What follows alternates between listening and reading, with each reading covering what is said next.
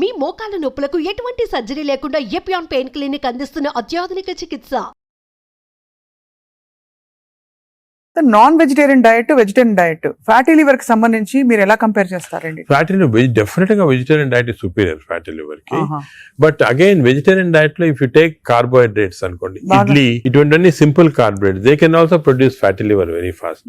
అదే విధంగా ఇప్పుడు మనము రిచ్ కార్బోహైడ్రేట్స్ రైస్ అనుకోండి, plain white polished rice, that also high carbohydrate which is high glycemic index అంటాం, that also causes fatty liver. Whereas millets చాలా తక్కువ chance of millets producing fatty liver. Non vegetarian లో certain thing, for example fish అనుకోండి, అదే egg అనుకోండి, these are less associated fatty liver. To some extent chicken, but red meat again we do against it. So non-vegetarian manchidi kaadu, vegetarian manchidi kaadu. Depends on the item. Inkoti egg lo kuda people ki wrong concept. Egg white అయితే తింటున్నామండి, yolk అది తప్పదు. ఎందుకంటే egg yolk లో two important components are there. One is called choline. Choline అనే substance. Choline అనేది prevents fatty liver. ఓహో, choline. So దానికే we advise egg yolk మంచిది, తప్పుగా అంటే అప్ టు 4 eggs పర్వాలేదు. బియాండ్ 4 eggs అంటే ఎగ్ యోక్ తినకూడదు, అప్ టు 4 eggs తినొచ్చు ఒకటి. రెండోది ఎగ్ యోక్ లో there is substance which protects the muscles. Muscles అంటే మన ఏజ్ అవుతాయి మజిల్స్ వేస్ట్ అయిపోతుంటాయి. సార్కోపీనియా అంటాం. Sarcopenia is not good. మనం exercise helps to muscle building. Sarcopenia రాకూడదు అంటే కొంతవరకు ఎగ్ యోక్ మంచిది చాలా. సో నేను అడ్వైజ్, ఇంకో ఇంపార్టెంట్ అడ్వైజ్ పీపుల్ కి ఏమంటే కైండ్లీ ఓన్లీ ఎగ్ వైట్ అని కాదు, ఎగ్ యోక్ కూడా కనీసం if you're eating 2 eggs, 1 egg with egg yolk తినండి, 1 egg వితౌట్ ఎగ్ యోక్ తినండి. చాలా ఇంపార్టెంట్. ఒక యావరేజ్ 70 కిలోల వ్యక్తి రోజుకి 70 గ్రాముల ప్రోటీన్ తినాలి. కరెక్ట్. అంటే మనకి దాదాపు ఒక డజన్ ఎగ్స్ పర్ డే. అంటే ప్యూర్ గా ఎగ్స్ మాత్రం. అంటే ఎగ్ తోటి యూ గెట్ 10 grams అనుకోండి ఒక ఎగ్ తోటి ప్రోటీన్. సో 2 eggs తింటే 20 grams. 20 grams ఎగ్ ప్రోటీన్ ఇది ఓకే. అదే విధంగా దాల్, లెంటిల్స్, స్ప్రౌట్స్, ఇవన్నీ కూడా బీన్స్, ఇవన్నీ కూడా ప్రోటీన్స్ వస్తాయి వెజిటేరియన్. నాన్ వెజిటేరియన్ లో యావరేజ్ ఒక ఫిష్ అనుకోండి, ఒక పీస్ ఆఫ్ ఫిష్ కానీ ఒక చికెన్ అనుకోండి, దాంట్లో నుంచి వస్తాయి అన్నమాట. యోగర్ట్ కూడా చాలా మంచిది. పాలు మంచిది కాదు, యోగర్ట్ మంచిది. యోగర్ట్ ఆల్సో కంటైన్స్, ఇప్పుడు హై ప్రోటీన్ యోగర్ట్స్ కూడా ఉన్నాయన్నమాట, ఎక్కువ ప్రోటీన్. గ్రీక్ యోగర్ట్ లాగా. The only thing is my advice is processed food మంచిది కాదు. అన్ని దాదాపు అంతే కదా సార్, ఇప్పుడు దొరికేవన్నీ ప్రాసెస్డ్ కాదు. అంటే దొరికేదంటే మీరు ప్రాసెస్ ఫుడ్ అంటే ఆల్రెడీ పార్ట్లీ కుక్డ్ కానీ, లేదా మీరు బయట నుంచి ఆర్డర్ చేస్తారు స్విగ్గీ అవి కానీ, అటువంటి ప్రాసెస్డ్. బట్ మీరు సూపర్ మార్కెట్ కి వెళ్తే you can buy regular food కదా. Process food. ఇప్పుడు పన్నీర్ లో కూడా కల్తీ ఉందని చెప్పి ఈ మధ్య స్టడీస్ బయటపడ్డాయి. అంటే paneer is not actually paneer, దానిలో ఏదో కలుపుతున్నారు. అంటే actually anything that is process, మనం హోమ్ మేడ్ ఆర్గానిక్ ఫుడ్ చాలా మంచిది. We're going away from that. తప్పది. సపోజ్ మనం మార్కెట్ కి వెళ్ళి వెజిటబుల్స్ కొన్నాం, ఇది కొన్నాం, ఎగ్స్ కొన్నాం, ఇంట్లో చేసుకోవచ్చు కదా. ఆ సేమ్ థింగ్ మీ ప్యాకేజ్ దాంట్లో తీసుకున్నాం అనుకోండి, ప్యాక్డ్ ఫుడ్ లో ఈ నూడిల్స్ కానీ, వర్స్ట్ నూడిల్స్ దాంట్లో కార్బ్స్ ఎక్కువ ఉంటాయి, ప్రాసెస్డ్. ఈ ప్రాసెస్ ఫుడ్ లో ఏమంటే అల్ట్రా ప్రాసెస్డ్ అంటాం. Now in western countries they are called ultra process people. అంటే ఉట్టి అదే తింటారు మన అల్ట్రా. ఎప్పుడు అంటే ఇంట్లో కుక్ చేసుకోరు చాలా మంది, ఇంట్లో కుక్ ఏముంటాయి సార్ హెల్త్ ఇష్యూస్.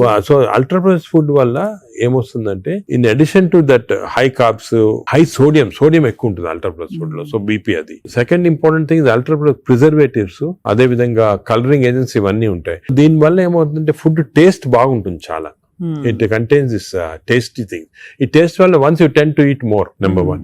Number 2, ఈ ప్రాసెస్ ఫుడ్ వల్ల గట్ మైక్రోబయామ్ అన్ని చెడిపోయి బ్యాడ్ మైక్రోబయామ్ వచ్చి అది లివర్ కి ఎఫెక్ట్ అవుతుంది. ఈ మైక్రోబయామ్, ఇంకో విషయము, microbiome produces alcohol in the intestines. Bad microbiome మనం డ్రింక్ చేయాల్సిన అవసరం లేదు. ఈ బ్యాడ్ మైక్రోబయామ్ మనం కాన్స్టెంట్ గా ఆల్కహాల్ ప్రొడ్యూస్ చేసి ఆ ఆల్కహాల్ డైరెక్ట్ గా లివర్ కి వెళ్ళిపోతుంది.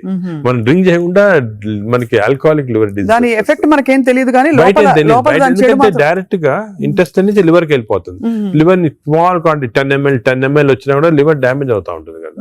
ఈ ప్రాసెస్ ఫుడ్ వల్ల అది ప్రాబ్లం. సో ప్రాసెస్ ఫుడ్స్ అయితే ఇంకా కామన్ గా ఐఎమ్ టోటలీ అగైన్స్. ఇన్ఫాక్ట్ మనం పిల్లలకి అన్ఫార్చునేట్లీ అలవాటు అయిపోతుంది. కుకీస్, నూడిల్స్, బర్గర్స్, ఇవన్నీ కూడా అలవాటు అయిపోయి, చిప్స్.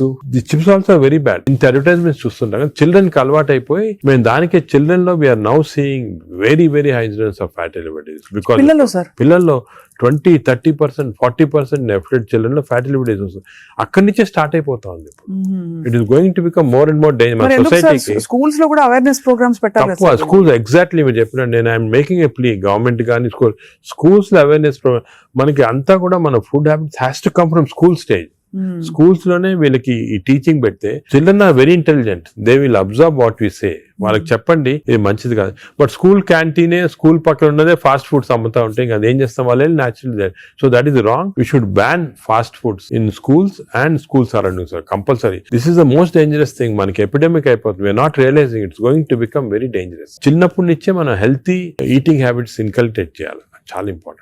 సార్ ఒకసారి గట్ హెల్త్ బాగా దెబ్బతినేసింది ఫర్ వేరియస్ రీజన్స్, బయట తిని లేకపోతే స్ట్రెస్ఫుల్ హ్యాబిట్స్ వల్ల, దాన్ని కరెక్ట్ చేయాలంటే ఎక్కడి నుంచి స్టార్ట్ చేయాలి? మనం ఇప్పుడు suppose somebody even 60 years 70 years లో కూడా మనం గట్ హెల్త్ రిస్టోర్ చేసుకోవచ్చు. ఎలా రిస్టోర్ చేయాలి సార్? ఏం చేయాలి? అదే ఫస్ట్ ఏమో food, it has to be organic food correct గా. అంటే అనేది ఏమంటే ఈ ఫాస్ట్ ఫుడ్స్, ప్రాసెస్ ఫుడ్స్ అన్ని ఆపే సింపుల్ ఫుడ్ మన ఇంట్లో, for example millets, fresh vegetables, దాని తర్వాత certain types of fruits.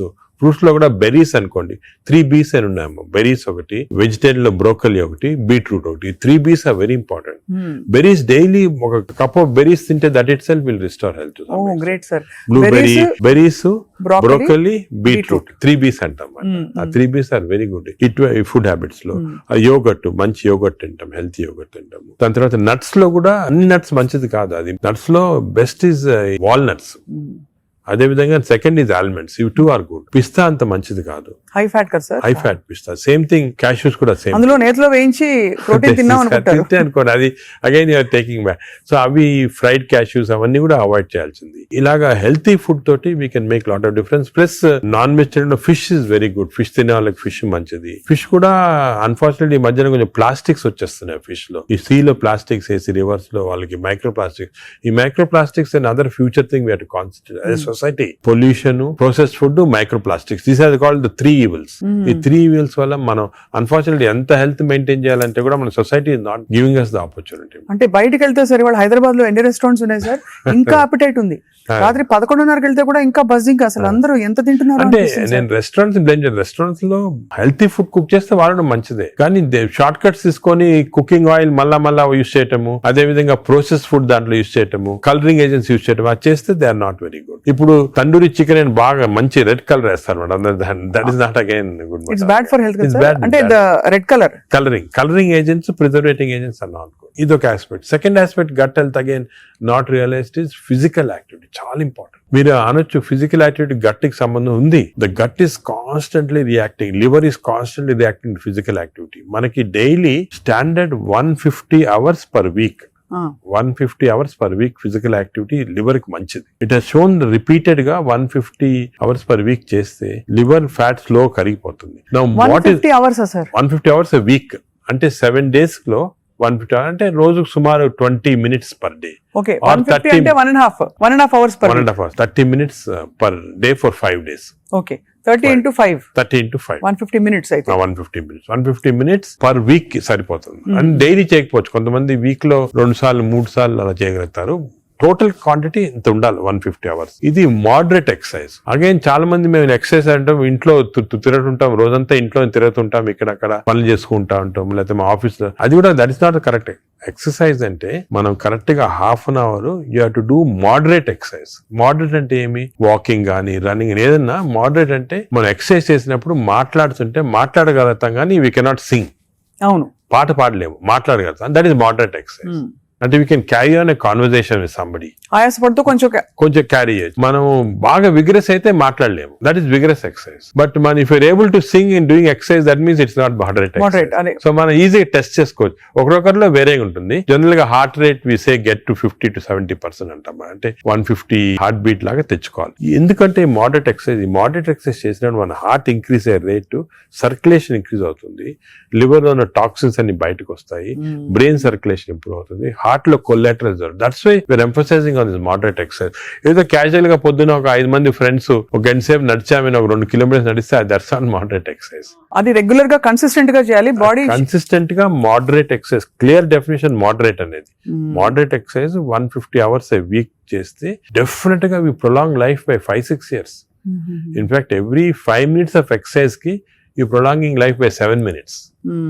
5 minutes చేస్తే 7 minutes ప్రొలాంగ్ చేస్తాం లైఫ్. సార్, ఈ కాంటెక్స్ట్ లో మీరు ఇంతమంది స్టార్స్ ని ట్రీట్ చేశారు. AIG లో చాలా మంది top most stars of the country ఇక్కడికి వచ్చారంటే మీ దగ్గరికి వస్తారు. దీనికోసం కూడా వచ్చిన వాళ్ళు ఉన్నారు.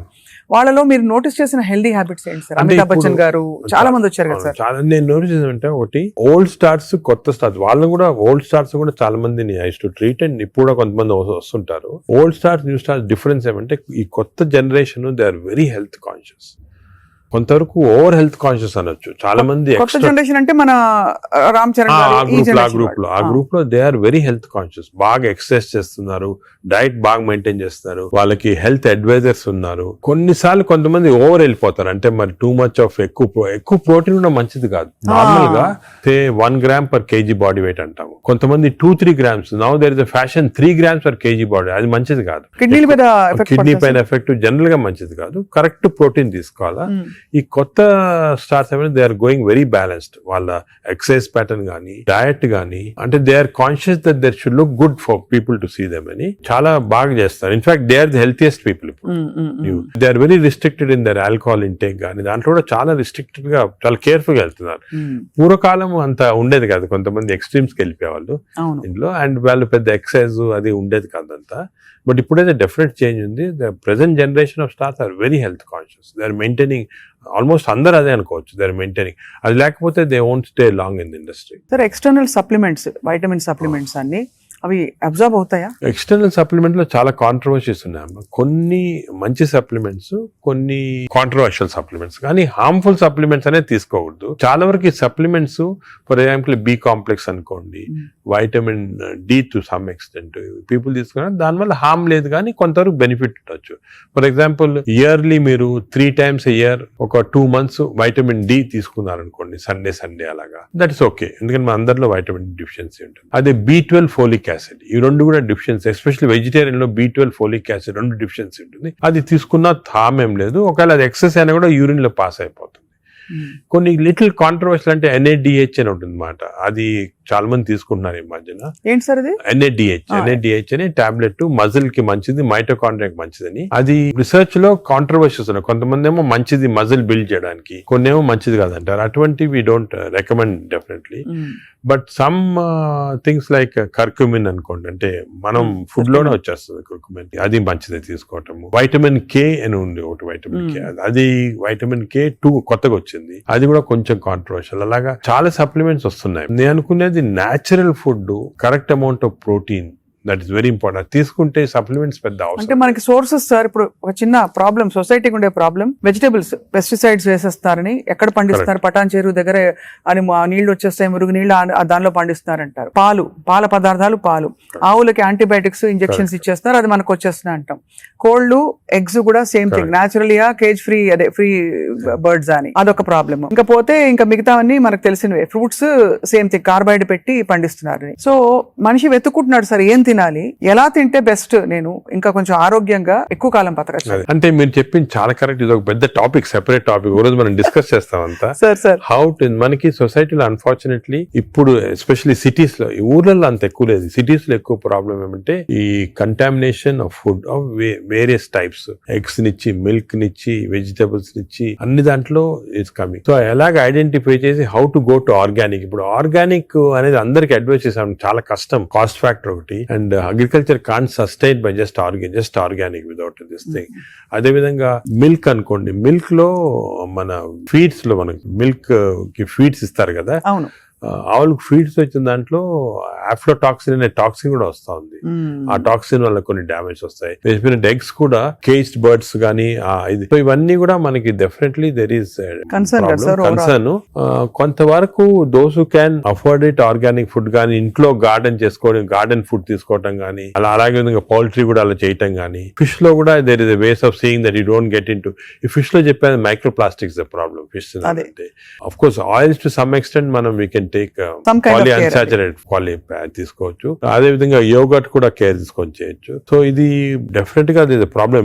మిడిల్ క్లాస్ పర్సన్ కి ఇప్పుడు హై క్లాస్ ఫుడ్ దొరకాలంటే నాట్ ఈజీ, చాలా కష్టము. మనం as a society we should start thinking how to do it, how as we can అని నేను దీని గురించి చాలా ఆలోచిస్తుంటాను. ఒకసారి మనం డిస్కషన్ కూడా పెట్టుకుంటాను. తప్పకుండా sir, that be wonderful sir. Of